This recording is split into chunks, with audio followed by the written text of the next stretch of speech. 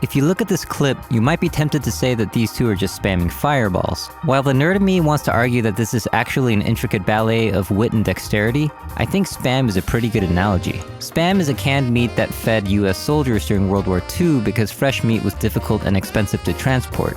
It eventually became the butt of a joke in a Monty Python sketch conveying it as an unwanted meat that was just everywhere. I didn't want anything without spam in it! Well, spam, egg, sausage, and spam, there's not got much spam in it. Consequently, spam became the term used to describe the mass amounts of unsolicited advertising emails that get sent every day. This is of course super illegal thanks to the Can Spam Act of 2003, yes, this is its actual name, and the ones who couldn't get away with it are spending years in prison. Spam is a good analogy for fireballs because both are unwanted and you want to send them over while getting away with it. In other words, they're both about risk and reward, though the consequences are vastly different in each case.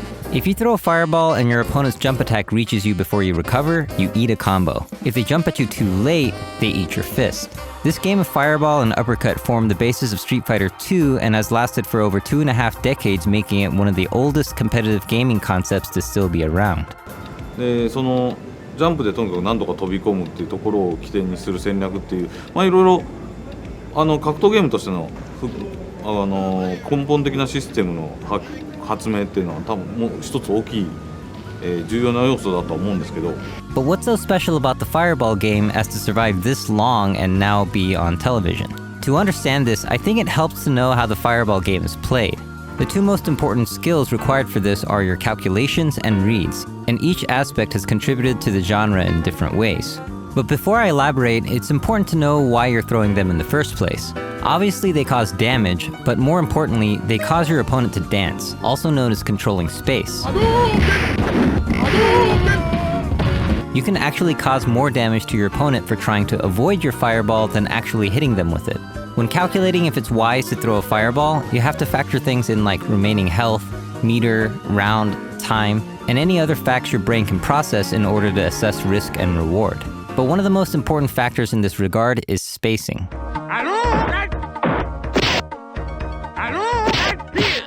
The distances are usually divided up as full screen, 3/4 screen, half screen, and right outside footsie's range.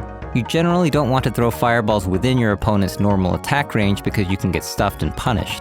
Naturally, the further you are from your opponent, the more time they'll have to react to the fireball. While fireballs thrown from full screen are usually 100% safe, your opponent is also safe to jump in, meaning they can close in on you for free, so not really a good idea. At 3/4 screen, you're at risk of getting hit by the tip of a jump attack, but luckily they won't be able to do their most damaging combo because they'll be out of range. Fireballs thrown from half screen or closer is where your opponent can do some serious damage, and often you'll get to see the most painful combo they have to offer. It's also useful to consider how your fireball can change your opponent's spacing when it hits them thanks to a phenomenon called pushback. If you land a half-screen fireball, your next one will be a 3/4 screen fireball, and so on. Of course, jump-ins aren't the only risk to a fireball thrower. You also have to watch out for projectile invincible moves and dive kicks, which all travel varying distances. This spacing game allowed 2D fighters to have meaningful battles from a distance. The idea of a fireball in the abstract is a way of expanding fighting games beyond just punching and kicking. Now we can do combat meaningfully across the screen. One of the biggest distinguishing characteristics of the various fighting franchises is how space is used. If you look at the Marvel vs. Capcom series, more vertical space is used. Tekken is mostly fought close up, but uses the extra third dimension, and Smash has platforms and pits allowing fighting under the stage. For 2D fighters, the fireball was the basis of expanding the arena and consequently the gameplay itself. 3 out of 5. There's the uppercut. In addition to space control, the fireball game also added a clearly defined psychological game. One of the best ways to lose in a fighting game is being predictable, and it's why Daigo tries to avoid winning the same way. Poor predictable Bart always takes rock. Good old rock. Nothing beats that. In his book, he says, "When people mention something they consider a strength of mine, I deny it and avoid using whatever it is they've pointed out. The Hadouken is designed so that it's practically impossible to react to with a jump-in attack. I tested this by measuring a typical situation in Street Fighter V. It takes 37 frames to jump kick someone as Ryu, and 48 frames to throw a fireball.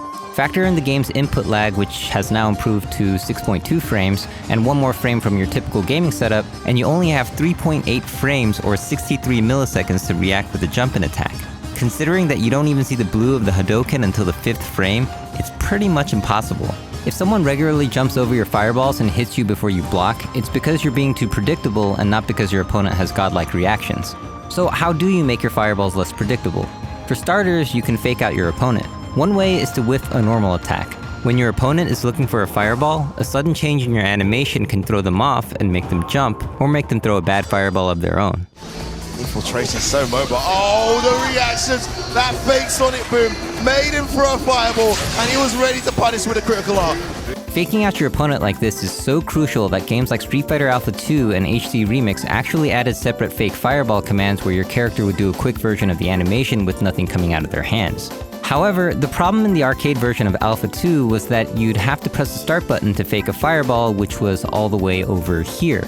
This was way too obvious to your opponent that was standing right next to you, so people started to pretend to reach over for the start button while actually doing a real fireball using only their left hand like this.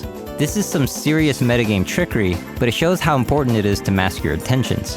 But sometimes even with your best efforts, your opponent might still read you like a book. This might be because you have what's known as a tell. When you get to like the top level, like you're noticing more than just on the game. It's like poker. And poker is a great analogy for the fireball game. In poker, it's important to calculate the odds to the best of your ability, but the real fun comes in the psychological play. You know what I think he's got? Aces. That is uncanny.